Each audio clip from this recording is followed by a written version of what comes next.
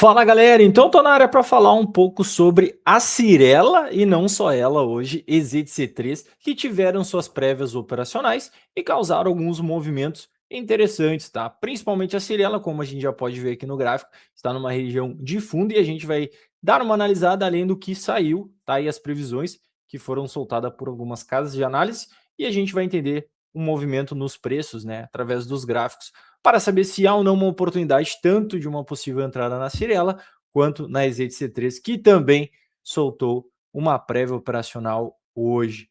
Mas sem delongas, não se esqueçam, antes disso, de curtir, compartilhar e inscrever no canal para que eu traga informações importantes do mercado financeiro aqui para vocês. Agora sim, sem delongas, vamos entender o que aconteceu, tá? Nós tivemos algum tempo, está ocorrendo, né, algumas prévias operacionais, principalmente para o setor de construção. Tivemos semana passada algumas prévias que eu trouxe aqui no canal também, da Moura, tá? E agora nós tivemos da Cyrela. Então, assim, eu trouxe um resumo aqui para vocês sobre o que foi trazido, tá? Por esse resumo operacional. Aqui a gente tem a matéria completa, então eu vou trazer para cá, deixa eu ver aqui, ó, a gente pode ver, ó, Cyrela BTG Pactual V Upside, pós-lançamento, de 5 bi no segundo trimestre de 2026, aqui é a matéria na Intri, eu resumi ali com os principais pontos, tá, para ficar mais fácil para a gente dar uma olhada, não ficar tão extenso aqui e maçante. Tá, então resumo aqui, ó, Cyrela BTG vê 78% de upside após Cyrela lançar 5 bilhões no segundo TRI de 26. O que aconteceu? A Cyrela divulgou sua prévia operacional, que nem a gente está comentando, com números robustos que fizeram a tese ser retomada do setor imobiliário de alta renda. Então nós tivemos isso. Os números: lançamento de mais de 5 bilhões, salto expressivo de 34% na comparação anual e de 120% antes no primeiro TRI de 26. Então já temos números expressivos para a Cyrela. Vendas líquidas foram 2,5 bilhões de reais, alta de 14%, versus, né, a comparação anual com o segundo TRI de 2025. 20 novos empreendimentos lançados no trimestre. No semestre, os lançamentos somam 5,6 bilhões de reais. O que a BTG disse, né? Recomendação de compra, toque pique para o setor. Preço-alvo de R$40, potencial de 78% de alta, tá? A um preço de R$ 22,94. O BTG e a BBA reforçaram a visão positiva, destacando o ritmo acelerado dos lançamentos, mesmo em ambiente de juros ainda elevados. Então aqui a gente tem um pouquinho do contexto do papel, tá? Que isso aqui a gente vai ver nos gráficos, mas aqui é o importante, né? O dividendo de 12,85 nos últimos 12 meses combina uma crescente remuneração acionista. As ações são negociadas a múltiplos comprimidos, PL de 5,3 vezes para 2026. Então aqui um pouquinho da Cyrela, a gente vai entender o contexto. A gente viu que a prévia operacional trouxe informações importantes, lembrando, isso não é um balanço oficial, é sim a prévia, mas normalmente essa prévia operacional vem alinhada, né, com seu balanço. Não tem grandes surpresas nessa diferença, então já seria uma maneira de precificação do mercado para esse ativo. E olhando o gráfico da Cyrela, a gente já pode ver um ponto importante, tá? A gente está observando o gráfico mensal. Como a gente pode observar aqui, nós tivemos no mês de junho a tentativa de um fundo, né? Como a gente pode observar, esta tentativa de um fundo. Se olharmos, temos uma movimentação de alta aqui, é uma tentativa de formação de uma LTA, tá, de algum tempo, até poderia, por que não, flertar com uma ideia de um canal. Aqui nós temos uma região de suporte significativo, tá? Aqui nessa região a gente pode até alongar um pouquinho mais, que seria essa região dos 19,80, tá? E foi exatamente ali, com o encontro da sua média de 21 períodos, que a Ciri tenta fazer um fundo a partir do mês de junho. Por que isso aqui é importante, esse fundo? Porque esse fundo daria continuidade a toda essa movimentação de alta, tá? Se traçarmos a ideia de um Fibonacci, aqui, ó. Cadê o Fibo? Aí, Fibonacci aqui seria mais ou menos a região dos 50,618, tá? De retração. Se formos pensar a partir deste fundo gerado, que seria o rompimento da sua máxima possibilidade de uma entrada, não estaríamos falando algo errado. O problema é que é 16% de stop aqui nesse caso, mas daria para buscar até a máxima histórica, o que mais ou menos teríamos uma movimentação de quase 30% de alta com esta possibilidade. É óbvio que é simplesmente uma projeção, mas o sinal de compra ele começa a se estabelecer a partir desse cenário. Isso pode ser importante para a galera que pensa em alocação, tá?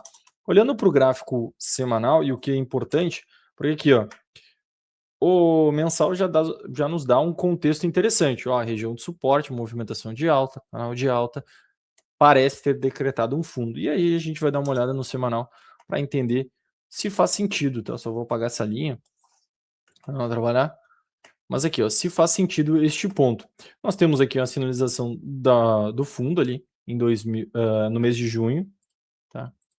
E aqui, ó, aqui é importante. Então, o que, que nós temos até então? Nós temos essa semana de recuo aqui, na semana a partir do dia 6, na semana do dia 6, comecinho do mês, ela recua, faz uma ideia de um teste e agora viria, né, para a tentativa, quem sabe, de um pivô de alta. Isso é importante, chama atenção, que a partir do rompimento dessa região dos 23 em 24, entre 23 e 50 e 24, nós temos uma expectativa, pelo menos para curtíssimo prazo, para tentar flertar com essa região de resistência, tá? Então, isto é significativo, tá? Então, aqui, ó, é significativo. Lembrando, a gente teria aqui 16%.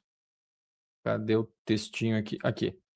Aqui seriam 16%, né, de stop. Aqui, de 16 já passou para 11% de stop. O risco aumenta? Aumenta. Mas seria uma possibilidade. Eu passaria para 16 para tentar buscar, quem sabe, nesse primeiro momento, 17, 1 para 1. Não, menos, né? Mais de 1 para 1. Tentaria buscar essa região dos 16% com stop de 11. As coisas já começaram a ficar mais interessantes e com potencial de valorização em 32. E para quem pensa em alocação na Cirela e gosta muito do ativo, até pode ter um potencial limitado se o papel continuar subindo, por óbvio, mas seria algo nesse sentido. Se tu for olhar aqui, ó, ele tenta até a Cirela fazer uma movimentação meio complexa no gráfico diário, mas tá ali, tá tentando, tá tentando. Ele passa a simbologia, que aqui pode virar um Okui, ombro, cabeça, ombro invertido, mas é algo mais arriscado. E em tese, poderíamos diminuir até o stop, tá? Daria para botar o stop aqui, ó. Se alguém pensaria em entrar, a Cirela seria mais ou menos aqui. Aí o teu risco, que passa de 11, passaria a 6%. Aí eu vi vantagem. Aí já começa a ter vantagem. Porque nesse primeiro momento tu tem um caminho livre, tá? Mais ou menos até aqui. Tá? Então, dentro dessa região aqui, pode ter uma alta de 7% aqui, com alguma tranquilidade. Até dá para ser um pouquinho mais agressivo e acreditar de ele voltar para essa região aqui, o que daria mais ou menos uma alta de 13%. As coisas já fariam mais sentido e seria interessante, tá? Para quem pensa em entrar na Cirela. Acho que é uma boa ideia, faz sentido, e ainda mais esse elemento com a sua prévia operacional, que só vai vir o balanço para chancelar toda essa ideia otimista para a Cirela. Então tá aí, a gente entendeu um pouco o que aconteceu com a Cirela, e entendeu um pouco dos seus gráficos, que tá interessante, tá bonitinho, e eu acho que faz sentido uma entrada. E lembrando, né, não se esqueça de curtir, compartilhar, inscrever no canal para que eu continue trazendo aqui essas análises marotas para vocês. E agora tem todo um lado bom, mas também tem todo um lado ruim da história. EZTC3, por sua vez, até vamos colocar aqui no gráfico mensal. Deixa eu apagar aqui os estudos, aqui nessa janela, e a gente vê tudo de novo. Por que o lado ruim? Porque a ZTC3 também teve sua prévia operacional, diferente da Cirela, que subiu 2%, que nós observamos aqui, 2,32%. A EZTC3, na ponta oposta, caiu 2%. E vamos entender o que veio na sua prévia operacional. Também aqui a gente tem a notícia, tá? Só para mostrar para vocês aqui, da Invest, porque as ações da EZTC3, então em queda hoje. Teve toda a notícia aqui, que é uma notícia até não muito longa, mas eu fiz um resuminho para a gente não perder muito tempo aqui nessa ideia. Pera aí. Aí, vamos querer. Aí. Então aqui, ó, basicamente, o que aconteceu, né? As ações da EZC3 caíram 3,5 na terça-feira, caíram até mais do que o seu fechamento. Cotada 2,54, um dia após a divulgação prévia operacional no segundo TRI de 26. Apesar dos números operacionais recordes no semestre, a leitura dos analistas foi um resultado mistos. Então já não temos unanimidade aqui na leitura, embora o resultado seja bom. Com destaques negativos como os distratos em alta de 40,9%, estoque elevado de 3,31 bilhões de reais. Então vamos para os destaques do segundo TRI de 26. Lançamento, 773 milhões em VGV, 57,8% na comparação anual, três novos empreendimentos em São Paulo. Vendas líquidas de 577,6 milhões, tá? 18% a mais na comparação anual. VSO 14,8 versus 15,2% no segundo TRI de 26. Distratos 97,5 milhões, alta de 40,9% na comparação anual. E o estoque total 3,31 bilhões de reais, 21,8% na comparação anual. Prazo de escoamento de 16,9 meses. Pode ser exatamente este ponto, né? Aqui a gente já tem os distratos, que foi um ponto negativo. Talvez esse estoque total também, pelo prazo de escoamento, que é quase um pouquinho mais de um ano, né? Para escoar esse estoque, pode ter sido um ponto negativo nesse primeiro momento. Então, recomendações do bancos. Banco Safra, compra, preço-alvo 21,50, upside 69%. Itaú BBA, compra 18, preço-alvo 41%. XP neutra e BBI neutra. Então é basicamente isso, essas notícias. Então a gente já pode perceber que foi um misto de informações, tá? Talvez no balanço traga algumas outras informações relevantes, tá? Para isso, que podem ajudar ou piorar esse sentimento misto. A gente vai ter que ficar no aguardo para o seu balanço da EZC3, mas aqui já saiu alguma coisa vinculada à empresa e fez com que mexesse um pouquinho mais o papel, tá? A gente entendeu um pouquinho que o resultado foi meio tenso e aguarda informações pelo seu balanço. Dito tudo isso, aí até não vou salvar. Dito tudo isso, vamos entender aqui, né, através do gráfico, o que tem de interessante na EZC3. Olha, diferente da Cirela, me parece que por enquanto nada, né? Mas assim, temos uma região um pouco mais confusa aqui, até faz um cenário de reversão recentemente, foi aqui, ó, este ponto aqui, onde ela faz essa ideia do ombro, cabeça, ombro invertido, o famoso QE aqui. E quando ela rompe a partir deste movimento, nós temos uma alta significativa, de basicamente 63%. Teoricamente, a gente vê que no gráfico mensal, que seria o seu prazo maior, a gente não tem uma movimentação pré-definida de alta ou de baixa. A gente vê que recentemente ela está se comportando de maneira um pouco mais lateral, tá? Então a gente já não tem uma definição diferente da Cirela, que tínhamos uma definição até então. A sua movimentação de alta aqui, que foi no final, do meio para o final de 2025, a gente teve a tentativa de um topo, aqui recentemente, batendo já na máxima de 2023, que foi na casa de 16,42, e a partir disso a EZC3 gerou este rompimento para baixo, a casa embaixo dos 13,80, abaixo, né, dos 13,80.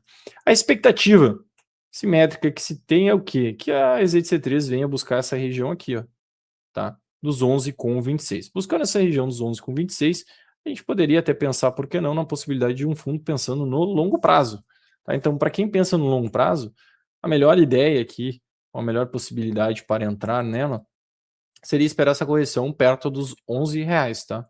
Ali vai fazer sentido e, obviamente, se tivermos um fundo, vai ficar mais interessante para essa retomada para tentar manter, né, esta movimentação de alta aqui. Se isso não ocorrer, fica fora, porque se ela acabar perdendo essa região dos 11, a gente pode voltar a 9 e quem sabe flertar para buscar a 7, que seria a sua mínima, né, a menor mínima aqui, ó, de 2023. Na verdade, seria a menor mínima entre 2025 aqui, tá? Praticamente de um ano. Então, não ficaria legal. Para o longo prazo já não está muito interessante isso aqui, não. Para o médio e curto prazo, podemos ter algo, tá? Tivemos aqui a tentativa, a execução até o momento de um topo triplo. Aqui podemos observar a execução do topo triplo. Agora, iríamos para um pivô de baixa, nitidamente, aqui no gráfico semanal. A questão é, se a gente for pegar um pivô de baixa e projetar ele para baixo aqui, tá? Percebe que o 100% está abaixo dessa região de suporte, né? Então aqui, ó, a gente teria o suporte do mensal. Tá? Estaria abaixo do suporte do mensal. O que acaba não sendo atrativo para o gráfico mensal, para o gráfico semanal, tá? Porque ninguém vai tentar entrar com um risco de 13 para não ter pelo menos convicção de tentar buscar o 1 para 1, tá? Ficaria ruim. E aí, a alternativa visível, ou seria uma alternativa possível, seria o rompimento através do gráfico diário, que também, convenhamos, não está muito interessante, melhora, mas ainda o preço não ajuda, né? Porque também é um movimento bem amplo, então, como a gente pode ver aqui, ó, há a possibilidade de um pivô de alta, de um pivô de baixa, tá? Mas há uma amplitude também muito grande. Se fosse menorzinho, vamos supor que se fosse isso aqui, ó, tivesse uma amplitude até um pouquinho maior assim, já faria sentido, porque provavelmente teríamos aí a possibilidade de tentar buscar pelo menos 1 para 1 antes dessa região de suporte, e aí as coisas ficariam pelo menos mais atrativas. Mas como temos uma amplitude que é até um pouquinho menor do que o do semanal, mas ainda fica abaixo dessa região de suporte, que é uma região que a gente não tem convicção que vai ser rompida, então fica um pouco difícil. O que daria para fazer é aguardar, tá? Se colocar uma barra aqui de força compradora, um estilo de uma barra ignorada para que se tenha outra barra, pelo menos rompendo, tá? Aí, acredito que as coisas, para aí, vem cá. Aí, acredito que as coisas fariam mais sentidos, né? Bem mais sentido a gente ter um rompimento para baixo, tá? Esperando essa visão aqui do que neste momento, tá? E o cenário é ruim, tá? O longo prazo não tem muita direção. O médio prazo também não fica muito atrativo, fica meio embolado. E o curtíssimo prazo pode ser que se tenha alguma coisa a partir deste desenho ali que eu comentei com vocês, tá? Fora isso, fica muito complicado. Tá? Até times menores, como 60, 120 minutos, não ajudariam, tá? Nesse caso. O bom mesmo é ficar de fora. A gente já viu ali que o sentimento é misto por todo mundo. O resultado dela veio meio conturbado. Pelo visto, a espera do balanço é algo que se tem pela frente da EZTC3, tá? Beleza? Então, galera, não se esqueça de curtir, compartilhar e se inscrever no canal para que eu continue trazendo aqui a EZTC3, a Cirela e a próxima ação que trouxer algo relevante para a gente. Então, um grande abraço a todos, vejo vocês no próximo vídeo e fui!